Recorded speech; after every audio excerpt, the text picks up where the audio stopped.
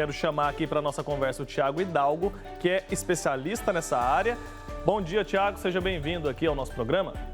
Bom dia, Wilker. Bom dia, é um prazer estar com vocês no Santo Café. Prazer recebê-lo também para esse momento aqui de informação, esclarecimento, né, a respeito desse tema que impacta na nossa vida, impacta também na nossa rotina.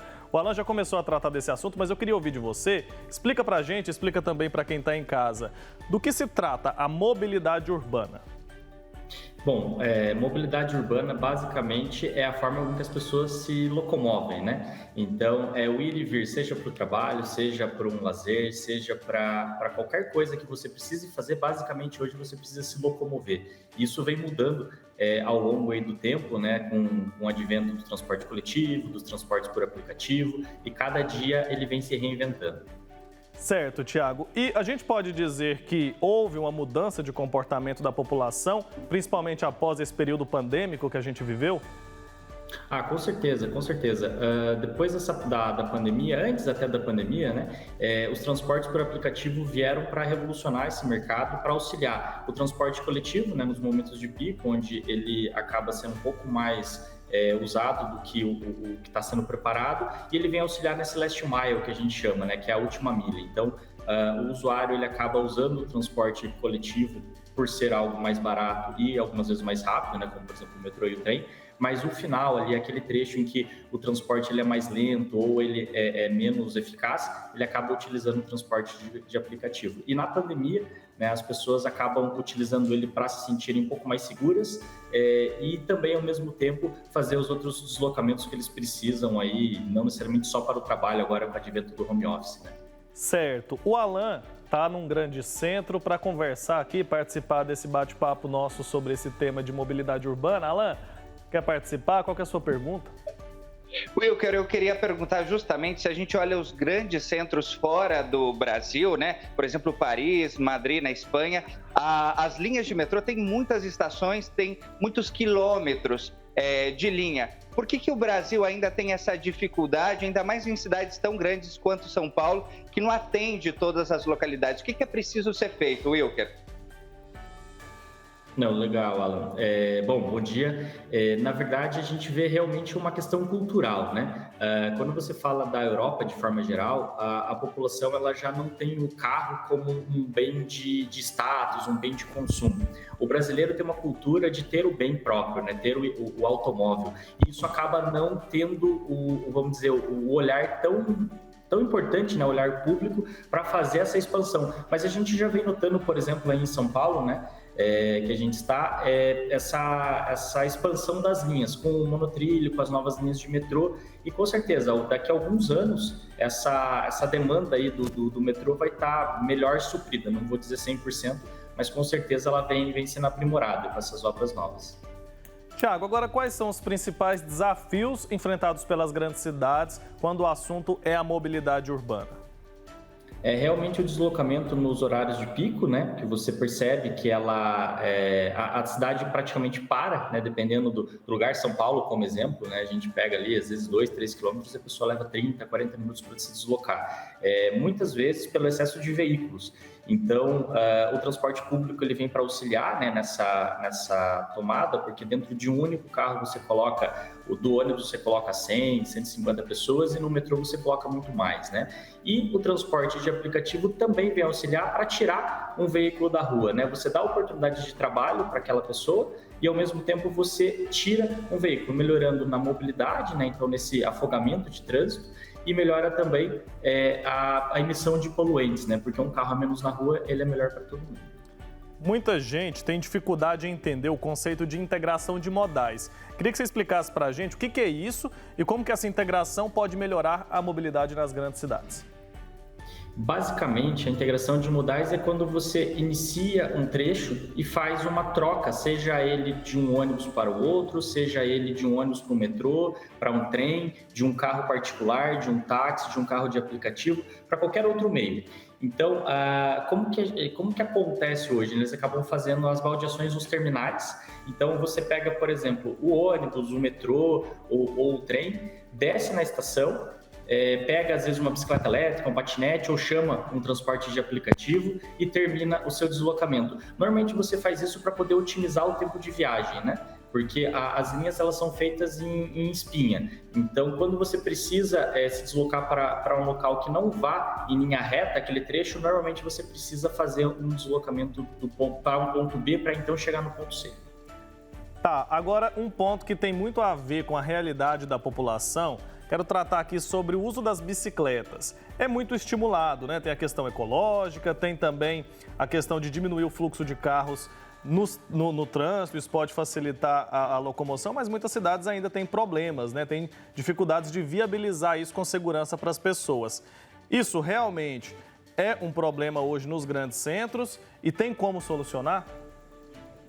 É um desafio, né? É um desafio que todas as cidades têm e sim, né? Algumas cidades já vêm com algumas regulamentações específicas, né? Para o transporte de bicicleta coletiva, né? Não só individual. Então, são impostas algumas regras, alguns decretos. São Paulo mesmo teve um período em que foi colocado uma série de bicicletas elétricas e patinetes, né, elétricos para poder facilitar isso, mas que na época faltou ali talvez um espaço específico para que ele pudesse andar, uma regulamentação mais adequada, e hoje São Paulo, né, como exemplo também, vem colocando novas ciclofaixas, novos locais específicos para que o usuário possa sim se deslocar e melhorar essa mobilidade como um todo, né?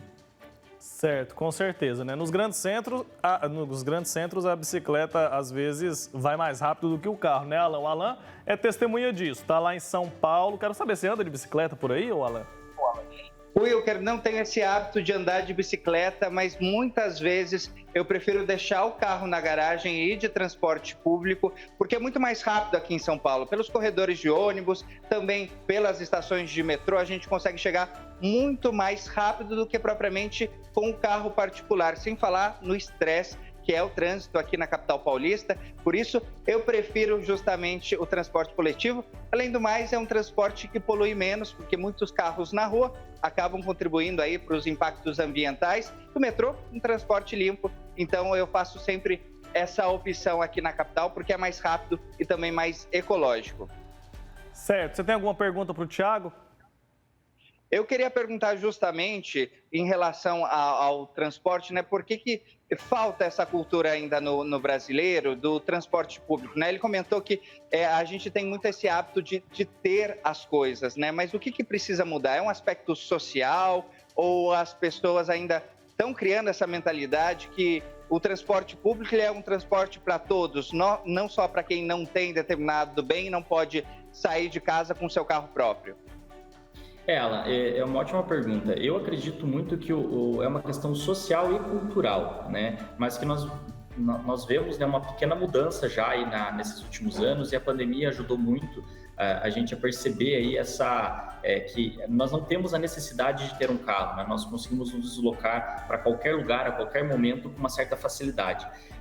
Mas cabe ainda, eu acho que ao poder público, né, fazer os investimentos no transporte coletivo justamente para melhorar a qualidade, porque fora do país, né, principalmente como vocês deram um exemplo lá no começo na Europa, Espanha, França, Inglaterra, eles têm o transporte público como uma coisa realmente de mobilidade, mas com muita qualidade. Então você entra, você tem um conforto, você tem uma rede às vezes de internet, você tem um assento disponível para você, enquanto aqui no Brasil essa cultura ainda não é muito bem difundida, né? Você pega, quando você fala de transporte público de forma geral, em alguns lugares tem metrô, tem o trem, mas na maioria das cidades brasileiras tem só o ônibus, e o ônibus normalmente não tão bem equipado com esses confortos, essas comodidades. E aí a pessoa às vezes acaba optando por ter um pouquinho mais de conforto, porque você tem uma condição um pouco melhor e compra o veículo. Mas agora com a pandemia, a gente viu com o transporte também, né, advento do transporte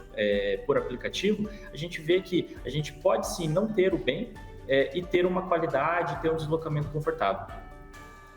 Com certeza a gente tem que olhar para a realidade, né? Você pediu para uma pessoa largar o carro em casa para andar de ônibus, pelo menos aqui em Goiânia, a gente tem um transporte público que é muito precário. Quem tem acesso ao metrô ainda tem uma vantagem, né? Pode até cogitar essa possibilidade. Agora, quem tem carro, aqui em Goiânia, por exemplo, não vai de forma alguma deixar, mesmo que o trânsito seja pesado, deixar o carro em casa para pegar o ônibus é quase que uma ofensa para a pessoa, a gente propõe isso. Alan, obrigado pela participação, viu? Seja sempre bem-vindo aqui, volte mais vezes. Até a próxima. Um ótimo dia, até a próxima, Wilker. Tá ótimo. A gente continua aqui com o Thiago para tratar desse tema. Thiago, a questão da segurança no trânsito ainda é um grande desafio, né? O que precisa ser feito? Como que nós podemos também colaborar para a segurança no trânsito, isso sendo pedestre, ciclista ou motorista? De forma geral, é muito importante, lógico, né? Tem toda uma questão da força policial, da ação mais ostensiva para evitar problemas de segurança de forma geral. E segurança a gente fala roubo, assalto, acidente, né? Com campanhas educativas, mas a nós, né? Pedestres, motoristas, com certeza cabe a nós seguirmos as regras, né? Andarmos no limite de velocidade, não ficarmos no telefone, seja um pedestre, seja um motorista, porque com pequenas atitudes a gente melhora o trânsito de todos, né? Quando acontece um acidente conosco, seja com o carro, como for, a gente acaba gerando um efeito cascata, né? E isso acaba atrapalhando a segurança e a mobilidade da cidade. E todo mundo tem que assumir a sua responsabilidade, né? Seja como pedestre, como motorista, como ciclista. De qualquer forma, a gente tem que contribuir para essa segurança. Vamos falar rapidamente sobre as cidades inteligentes? Em muitos lugares aqui no nosso país mesmo, a gente tem cidades bem equipadas tecnologicamente para facilitar a mobilidade urbana. Como que isso deve se desenvolver nos próximos anos? Dá para a gente fazer uma previsão de que forma essas tecnologias devem colaborar ainda mais para que a gente tenha uma mobilidade mais facilitada? E isso passa também pelos aplicativos ali que acabam compartilhando viagem, isso pode ser positivo? De que forma a tecnologia pode contribuir? Com certeza, a tecnologia ela é uma grande aliada, não só da mobilidade, né, mas de praticamente tudo que a gente faz no dia a dia. Mas essa Smart City, no viés de mobilidade, ela é fundamental para melhorar a fluidez. Com semáforo inteligente, com transporte de aplicativo, e agora com o advento do 5G, né, que é uma tecnologia de comunicação de dados mais eficaz, com uma menor latência, né, um menor atraso no envio da informação, eu acredito que nós vamos começar a ver aí carros mais inteligentes, mais autônomos, se conectando com semáforos, os carros de aplicativo tendo uma maior disponibilidade para o usuário, um menor tempo de chegada, e com certeza o carro de aplicativo nessa parte de Smart City, né, através do aplicativo de transporte individual, ele vai começar a integrar com o transporte público, como a gente falou ali atrás, com a parte da bicicleta, de um patinete, às vezes uma curta caminhada. Eu acredito que a tecnologia ela vem realmente para agregar e trazer aí de uma forma disruptiva a forma com que nós vemos a mobilidade, né? O Brasil ainda vê a mobilidade de uma forma um pouco um pouco antiquada, vamos chamar assim, com o carro, né? Enquanto a Europa, por exemplo, já traz a mobilidade de transporte de aplicativo, de transporte coletivo de uma maneira mais normal, né? Uma maneira mais dia a dia. Nós vamos chegar lá, com certeza, muito em breve e, na sequência, integrar mesmo o carro que seja particular ou carro de aplicativo com o resto das cidades, né? A gente já, até para concluir, vê que quando o carro de aplicativo está conectado, né, na América do Norte, a gente tem alguns exemplos, com a rodovia como um todo, ele consegue reduzir sua velocidade para não ficar parado no cruzamento, ele acelera um pouco mais, ele toma uma distância segura do veículo da frente e assim por diante. Tá certo. Thiago, muito obrigado, viu, pelo seu tempo aqui com a gente. Até uma próxima oportunidade. Foi um prazer, Wilker. Obrigado, viu? Obrigado a todos. Eu que agradeço. Tchau, tchau. Tchau. Olha, gente, agora são 9h20. A gente segue aqui com o nosso Santo Café, sempre com assuntos importantes para você. Essa questão da mobilidade, ela influencia muito, né? E tem que passar, claro, por essa transformação aí cultural de todos nós. Todo mundo tem que contribuir um pouquinho para a gente facilitar. Às vezes a gente vai a uma distância tão curta, né? E acaba indo de carro, às vezes até por preguiça. A gente tem que pensar nas alternativas aí para pensar no meio ambiente e também na comodidade de todos.